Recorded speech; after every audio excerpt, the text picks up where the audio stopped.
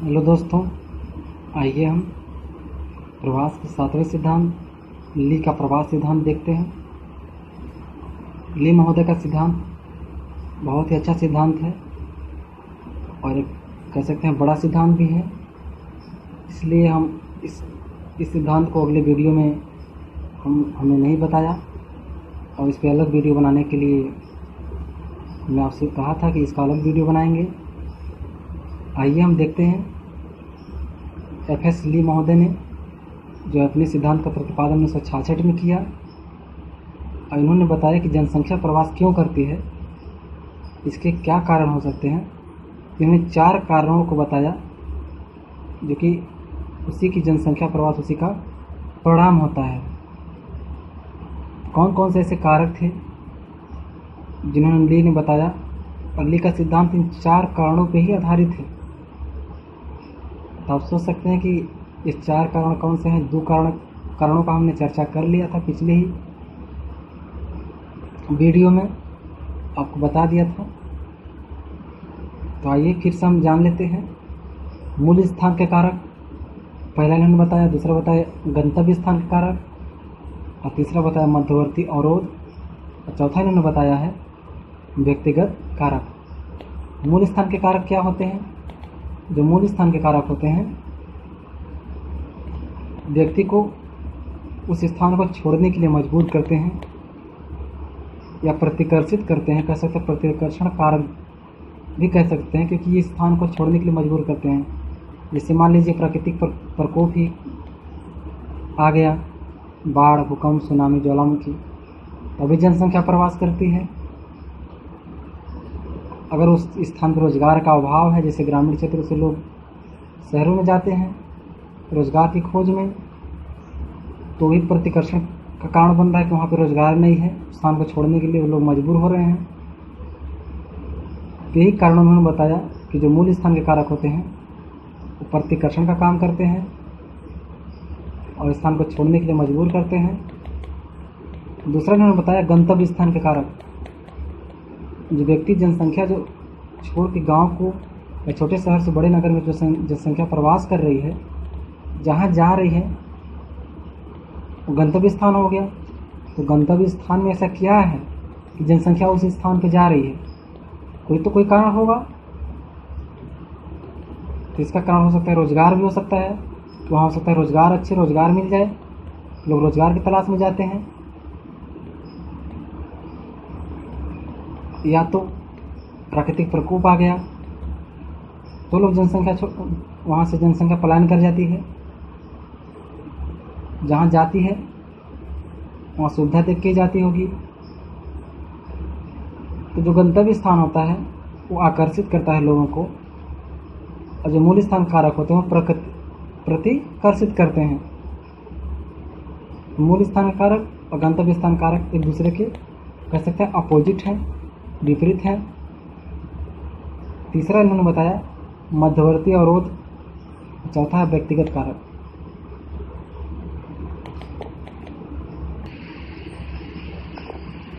आइए देख लेते हैं।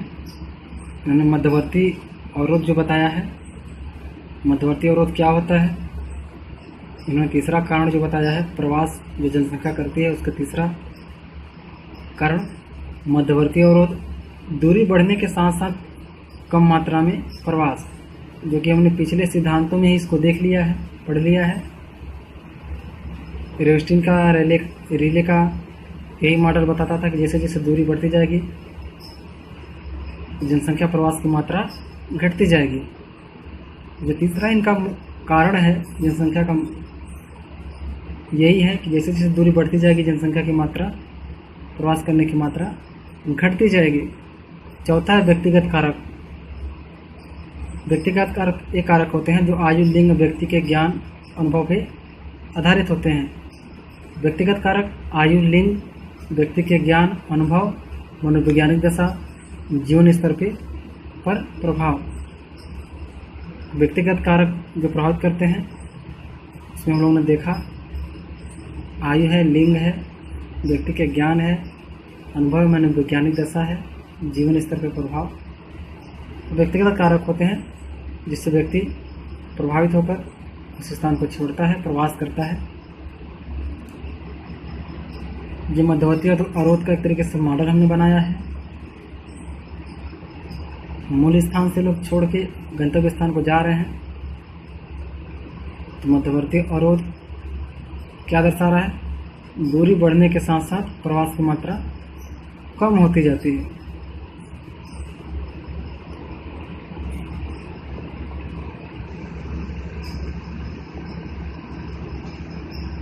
आइए आगे देखते हैं। इन्होंने मूल स्थान और गंतव्य स्थान के कारकों को 3 श्रेणियों में विभक्त किया है। तो जो तीसरा इनका कारण था उसको 3 भागों में इन्होंने बांट दिया है, 3 श्रेणियों में विभक्त किया है। पहला धनात्मक कारक, दूसरा है ऋणात्मक कारक और चौथा है तटस्थ कारक। तटस्थ कारकों को शून्य चिन्ह द्वारा प्रदर्शित किया जाता है, जिसमें से कुछ कारक सभी व्यक्तियों के समान रूप से प्रभावित करते हैं, किंतु अनेक अन्य कारकों का प्रभाव जो है विभिन्न लोगों पर भिन्न भिन्न प्रकार से होता है। तो उन्होंने जो तीसरा इनका जो सिद्धांत का तीसरा जो कारक है उसको उन्हें 3 श्रेणी में बांटा है, धनात्मक कारक, ऋणात्मक कारक और तटस्थ कारक। तटस्थ कारक को शून्य द्वारा प्रदर्शित किया जाता है, और जो अन्य कारक हैं व्यक्ति को भिन्न भिन्न रूप से प्रभावित करते हैं, भिन्न भिन्न लोगों को भिन्न भिन्न रूप से प्रभावित करते हैं।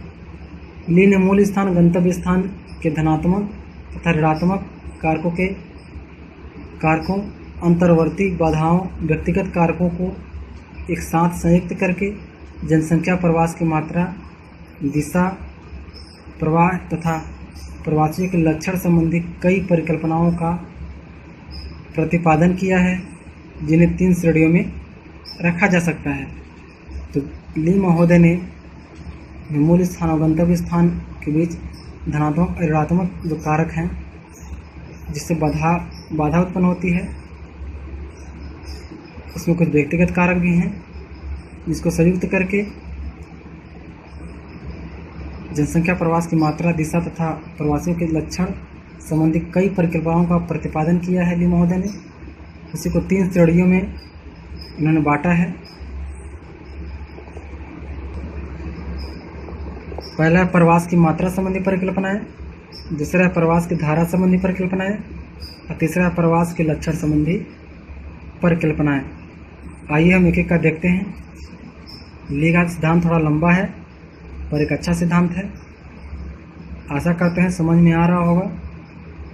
इतना अच्छा तो नहीं पढ़ा सकते, पर जितना हमें आ रहा है, जितना हमने इस सिद्धांत को समझा है, उतना आपको देने का प्रयास कर रहे हैं।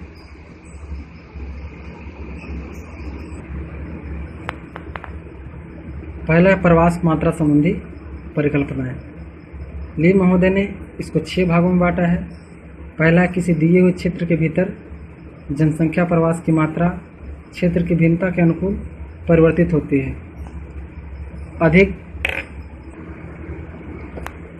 अधिक भिन्नता वाले क्षेत्रों में प्रवास का स्तर उच्च पाया जाता है। दूसरा है, जनसंख्या संबंधी भिन्नता अधिक रहने पर अधिक प्रवास होता है, किंतु जाति, धर्म, शिक्षा, आय, परंपरा संबंधी एकरूपता रहने पर प्रवास की मात्रा कम हो जाती है। जो दूसरा इनका है,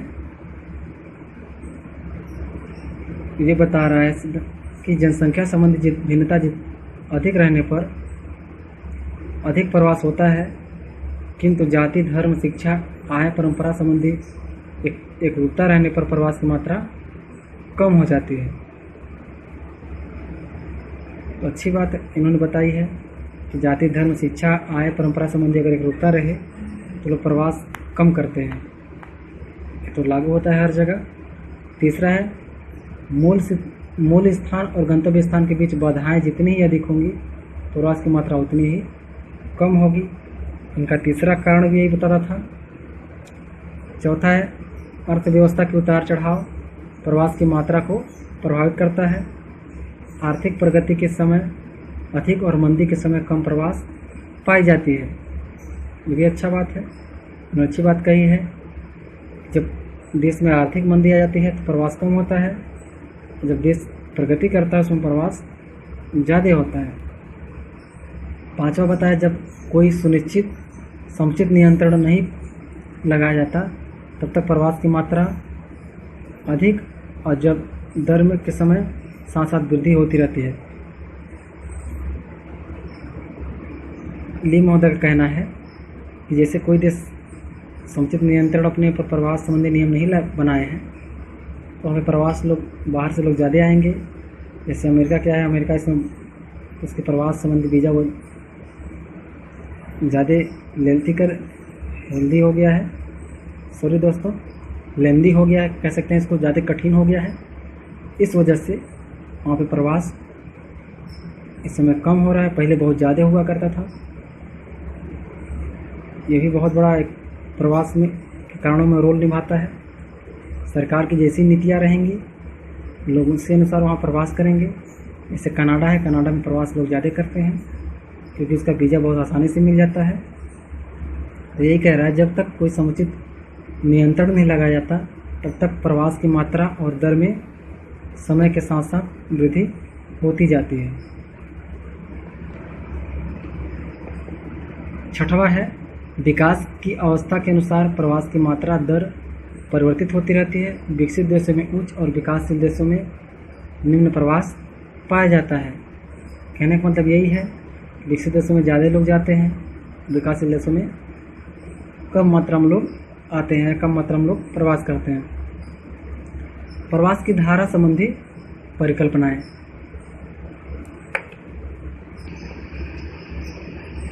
जो पहला था वो मात्रा संबंधी परिकल्पना था, ये दूसरा जो है धारा संबंधी परिकल्पना है। पहले में 6 पॉइंट थे और इसमें भी 6 पॉइंट इन्होंने बताए हैं, 6 परिकल्पनाएं बताए हैं। तो आइए देखते हैं कौन कौन से धारा संबंधी परिकल्पनाएं में कौन कौन से 6 पॉइंट हैं।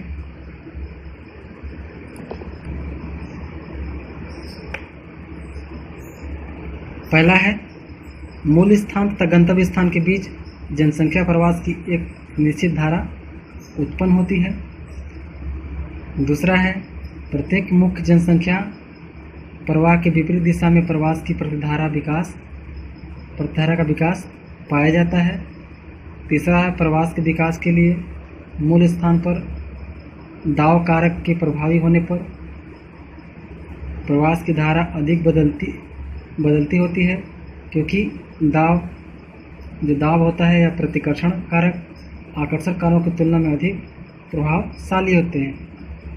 चौथा इन्होंने बताया, मूल स्थान और गंतव्य स्थान की विशेषता समान होने पर प्रवास की धारा प्रतिधारा दोनों क्षीण प्रकृति के होते हैं। पांचवा इन्होंने बताया, यदि मूल स्थान और गंतव्य स्थान के बीच